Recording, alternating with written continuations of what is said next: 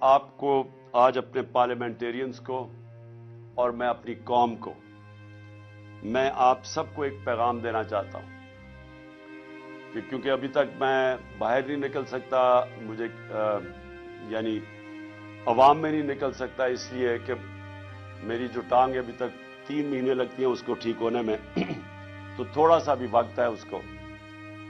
और मैं यकीन रखें कि जिस वक्त मैं निकलूंगा, ये जो कह रहे हैं ना रेड लाइन ड्रॉ की हुई है, ये मैं आपको रेड लाइन मिटा के दिखाऊंगा। कोई रेड लाइन नहीं ड्रॉ कर सकता किसी के ऊपर। फिर से ना उसको तारीख की समझ है, ना उसको जो ये रेड लाइन ड्रॉ कर रहा है ना उसको तारीख की समझ है, ना सियासत की समझ है, और ना ही उसको समझ है पाकिस्तानी कौम के मिजाज की। ये जो कौम फैसला जब कर लेती है, आप जितनी मर्जी इंजीनियरिंग कर लें, नतीजा वही होना है जो भी ये पिछली इलेक्शंस में, बाय इलेक्शंस में हुआ है। और इंशाअल्लाह हमारी कोशिश होगी कि हम असेंबलीज, अपनी 2 असेंबलीज कुर्बान कर रहे हैं, 2 असेंबलीज कुर्बान करके, डिसॉल्व करके, और हमारी उसके बाद कोशिश है कि पाकिस्तान में कम से कम हमारे 2 सूबों में इलेक्शन हो। और मैं इंशाअल्लाह मैं कैंपेन करूंगा अपने 2 सूबों के अंदर, और जो मैं अपनी कौम का मिजाज जानता हूं, इंशाअल्लाह एक भारी अक्सरियत से हमें हमारी कौम फिर से इक्तदार में लेके आएगी। और वो इक्तदार होगा असल जब हम बड़े बड़े फैसले कर सकेंगे पूरी ताकत से। चुन के लोगों के ऊपर, आप में से मेंबर्स ऑफ पार्लियामेंट के ऊपर प्रेशर डाला गया।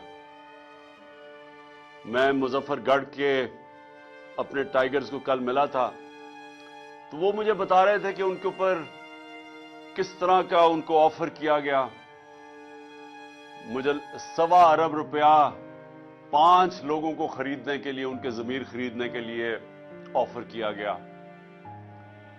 और चुन चुन के लोगों को, मैं अपने गुजरात से एक एमपीए से मिला, तो उसने भी वही बात की जो ज्यादातर हमारे मेंबर्स ऑफ पार्लियामेंट को भी बताया गया और हमारे एलाय को। और मैं आज यहां खास तौर पे चौधरी परवेज इलाही और काफ लीग को भी आज दाद देता हूं, आज खराज तहसीन आपको भी पेश करता हूं, क्योंकि एलाइज को भी पूरा धमकियां दी गई। हमारे लोगों को पहले तो खैर ऑफर किया गया कि देखें नून लीग में चले जाएं, और फिर धमकियां भी दी गई कि अगर आप नहीं जाएंगे तो ये हो जाएगा, हम आप फलाना कर देंगे। पैसे अलहदा, धमकियां अलहदा। और एक चीज जो सबको कही गई, मैं आज आप भी हैं और ये मेरी कौम भी सुन रही है, ये एक चीज कही गई कि देखें पीटीआई की कोई फ्यूचर नहीं है, इमरान खान की कोई फ्यूचर नहीं है। इमरान खान पे हमने रेड लाइन लगा दी है। लोगों को डराया जा रहा है कि जी हमने तो उसको तो माइनस कर दिया, उसकी तो फ्यूचर ही नहीं है। देखें आप सबके लिए भी, और मैं अपनी कौम जो देख रही है, मैं सबके लिए आज एक पैगाम देना चाहता हूं।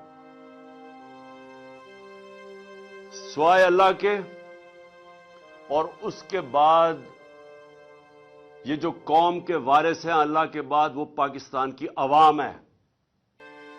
किसी के ऊपर सिर्फ रेड लाइन पाकिस्तान की अवाम डाल सकती है और कोई नहीं डाल सकता। और जो भी ये समझता है, जिसमें भी ये तकब्बुर है,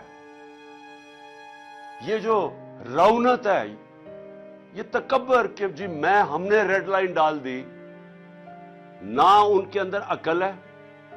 सिर्फ बेवकूफ इंसान ऐसी बात कर सकते हैं। ना उनको सियासत की समझ है, ना उन्होंने तारीख पढ़ी हुई है, ना उन्होंने इस मुल्क की तारीख पढ़ी हुई है। जिसने भी कोई थोड़ा पढ़ा लिखा आदमी जिसने तारीख पढ़ी हो, वो कभी भी इतनी अहमकाना बात नहीं कर सकता। ہمیشہ ایک ملک کے اندر عوام فیصلہ کرتی ہے کس کے اوپر ریڈ لائن ڈالی جاتی اور نہیں ڈالی جاتی. آپ ماشاءاللہ، اور میں اللہ کا ہاتھ اٹھا اٹھا کے شکر ادا کرتا ہوں کہ اللہ نے آج آپ کی جماعت، اس کو آج وہ مقام دیا ہے. 70 سال میری عمر ہے. میں آپ کو پورے یقین اور وثوق سے کہہ سکتا ہوں کہ پاکستان کی تاریخ میں کبھی کسی جماعت کو وہ مقبولیت نہیں ملی جو ماشاءاللہ اللہ نے آپ کی جماعت کو دی ہے. اور اگر کسی کو شک تھا تو اٹھا کے دیکھ لیں. پہلے تو 65 جلسے کیے. ذرا 65 جلسوں کی ذرا ویڈیوز لوگوں کو دکھا دیں. آج کل تو سوشل میڈیا کا زمانہ ہے. گرمی کی انتہا کے اندر جس طرح پاکستان کی پبلک نکلی، پاکستان کی تاریخ میں کبھی ایسے پبلک نہیں نکلی کسی بھی جماعت کے لیے. پبلک نے بار بار بتایا وہ کدھر کھڑی ہے. وہ آپ کے ساتھ کھڑی ہے.